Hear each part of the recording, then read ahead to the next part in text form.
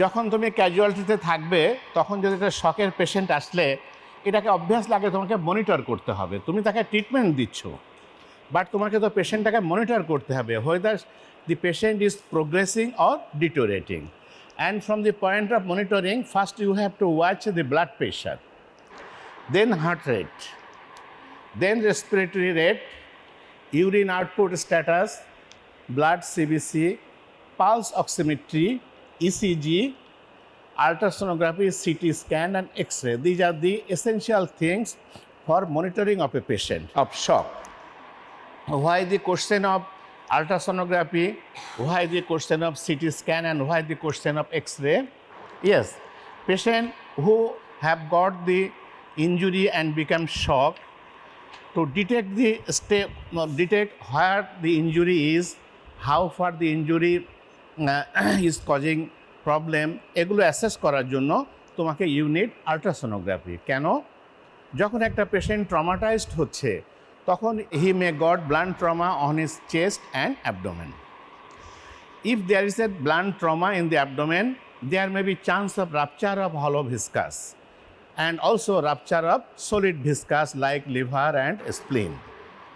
And whatever the viscous injured, either solid or hollow, obviously there is tremendous bleeding. So to detect this type of injury, ultrasonography is very much helpful. At the same time, the places where ultrasonography is not giving the good picture, you need the help of CT scan. Sometimes you may need the X-ray. Say patient has got blunt trauma on his chest. So there may be hemothorax, there may be pneumothorax, and by the way of chest X-ray, it is easy to detect. Why we need ECG? We need ECG to detect the condition of your patient's heart. Pulse oximetry will give you the indication regarding the saturation, oxygen saturation. Blood CBC will indicate the state of shock also, because if there is very low hemoglobin level, obviously you have to idea that the patient is suffering from shortage of blood. Urine output is very much important because we have already told that mild, moderate and severe শকের ক্ষেত্রে ইউরিনের কি change আসে এটা আমাদেরকে জানতে হবে। Regarding the respiratory rate, heart rate and blood pressure also, এগুলো আমরা যদি মনিটর করি আমরা অ্যাসেস করতে পারবো যে our patient is either suffering from mild shock, moderate shock or severe shock.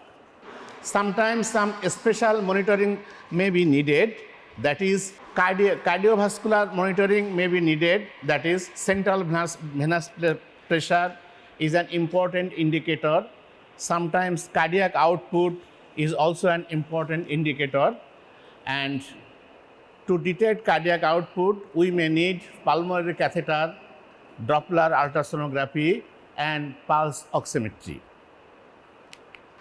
Special monitor প্রয়োজন হতে পারে। আগে যেগুলো মনিটরের কথা বললাম ওগুলো হচ্ছে জেনারেল মনিটরিং সিস্টেম।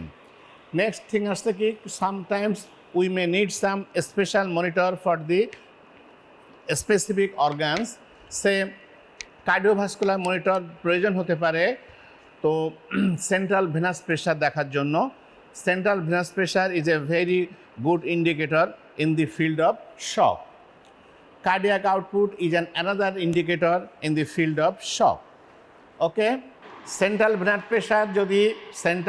pressure যদি 5 to 10 থাকে তাহলে আমরা এটাকে ধরি নর্মাল, বাট যদি মোর দ্যান 12 সেন্টিমিটার হয়ে থাকে তাহলে আমরা এটাকে বলবো যে কার্ডিয়াক ডিসফাংশন এক্সিস্ট করছে। কার্ডিয়াক আউটপুটের ক্ষেত্রে পালমোনারি ক্যাথেটার ইউজ করতে পারি, ডপলার আল্ট্রাসোনোগ্রাফি আমাদেরকে হেল্প করতে পারে, and pulse wave form analysis. হয়েছে? Another way of special monitoring is systemic and organ perfusion. Systemic and organ perfusion, এক্ষেত্রে তোমরা এই নামগুলো একটু মনে রাখো, পরে তোমাদেরকে এগুলো ডিটেলস আলাপ করা হবে। আর আছে কি নিউয়ার মেথডস। এটা রিসেন্টলি আমরা শক মনিটরিংয়ের জন্য একটা ইউজ করছি মাসেল টিস্যু অক্সিজেন প্রব। যদি মাসেলের ভিতরে যদি অক্সিজেন স্ট্যাটাস কতটুকু আছে, ল্যাকটিক অ্যাসিডের স্ট্যাটাস কতটুকু আছে, এটা যদি আমরা অ্যাসেস করতে পারি তাহলে আমরা শকটাকে মনিটর করা সহজ হবে। আর আছে কি নিয়ার ইনফ্রারেড স্পেকট্রোস্কোপি, সাবলিঙ্গুয়াল ক্যাপনোমেট্রি।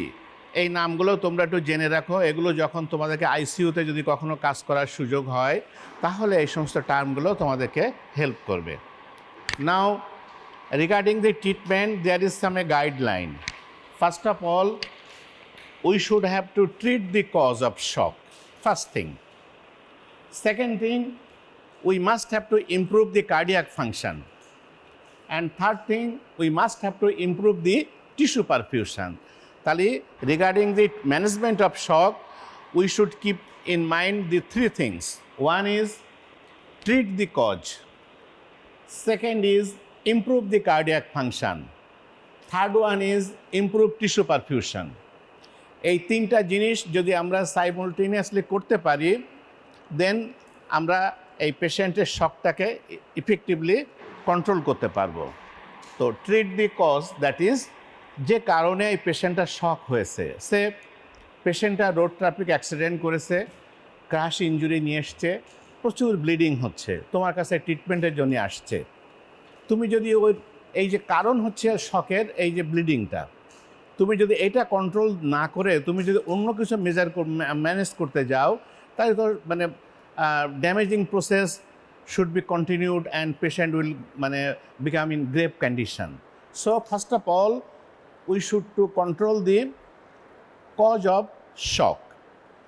পাশাপাশি অ্যাট দ্য সেম টাইম আমরা কজ ম্যানেজ করছি বাট কার্ডিয়াক ফাংশনটার দিকে আমরা নজর দিচ্ছি না, সেটাও হচ্ছে না।